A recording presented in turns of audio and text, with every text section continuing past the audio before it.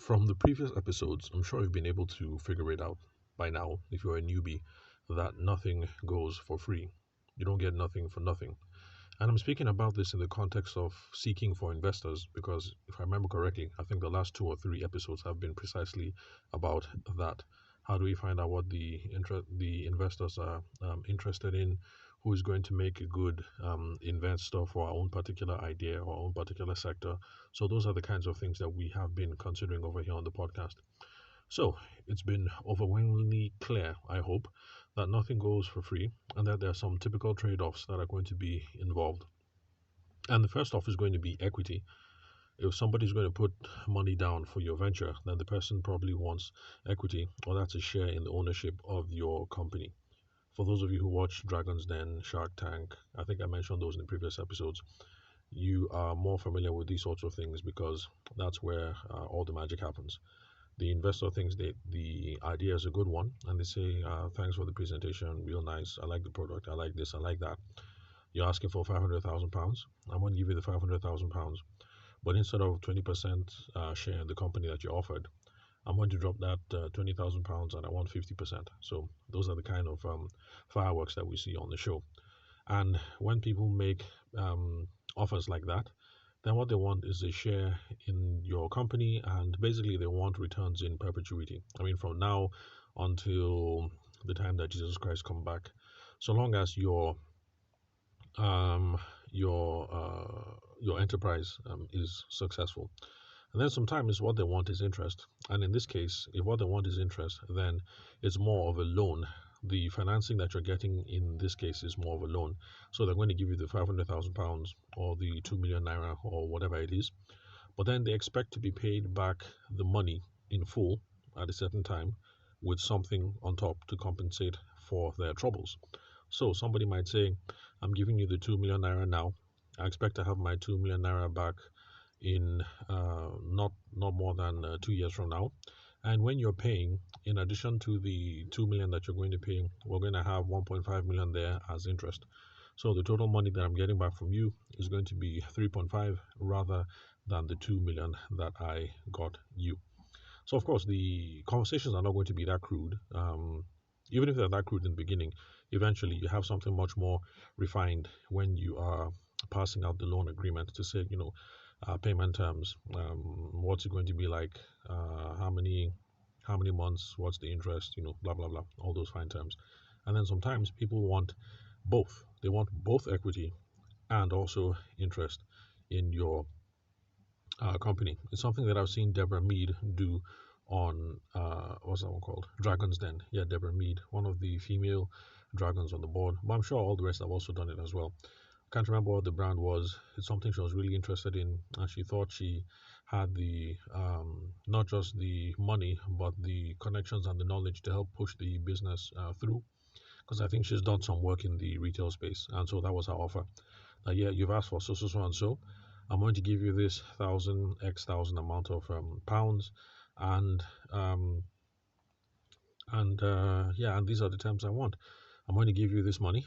I'm only going to take X% in the company, but I expect to be given this money back after so so so and so number of terms, number of years, number of months, or whatever. So it's something that investors do.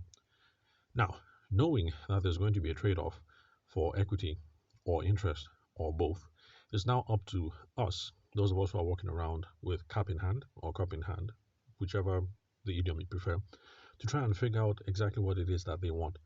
If you've listened to the prior episodes, then you've already got some mental frameworks for how you're supposed to approach the challenge. Now, the reason why this is important is because we have to ask ourselves really uh, some really deep, soul-crunching questions. The overwhelming one being, can I give them what they want? So, with this, my idea about the app, or my idea about snail farming, or my idea about buying and selling Ankara, or whatever it is you're raising investments for, you have to consider, can I give them what they are looking for? Can I afford to give up this amount of equity? Can I afford to pay back the interest that they're asking for? And this amount that this guy or this girl is asking for in equity and interest, it's rather much. What shall I do? Oh why, how, what shall I do? So that is going to be the question for us. We have to figure it out. And a lot of all these things just boils down to the balance of power and the sophistication between both parties. Um, Balance of power, it's an idea in negotiation that just recognizes the simple fact that a lot of times when we're at the negotiating table, we're very rarely equal. So if you're in a really bad spot, you need this thing to push through. This person holds all the money. The person pretty much holds all the cards. Let's say you've spoken to 60 people before, and this is the only person that is willing to take interest. You might feel desperate, and then in that case, the balance of power is not in your favor. But then again, we can also weigh the sophistication of both parties.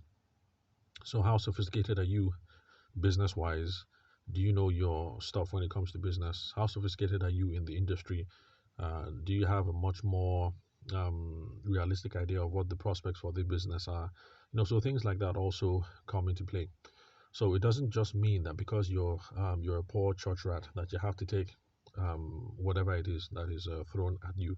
If you have some business sophistication, you're going to be able to um, figure out a way of speaking to more people or realizing that the offer that is on the table is not favorable in one way or the other.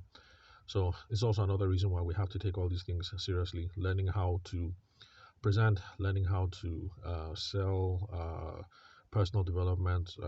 That's why the education aspect of business is really, really important. That's what stops you from um, being taken advantage of in situations like this. And so at the end of the day, it's all going to boil down to what I've been advocating for in the podcast from day one. And that's a simple a simple conversation between two people trying to figure out how we're going to get this relationship to work, how we're going to move things to the next level. So it's simple, conversational, informal meetings before you guys get down to the formal presentations and executing contracts and all of that. So that is what it all boils down to. And those are the trade offs that you're going to have to make if you are seeking investors. So thank you very much for listening to today's show. Remember that you can ask me anything on WhatsApp or Telegram. The number is the same. Send me a voice note or send me a text message on 080 64662140. Again, the number is 080 64662140. The country code for Nigeria is +234.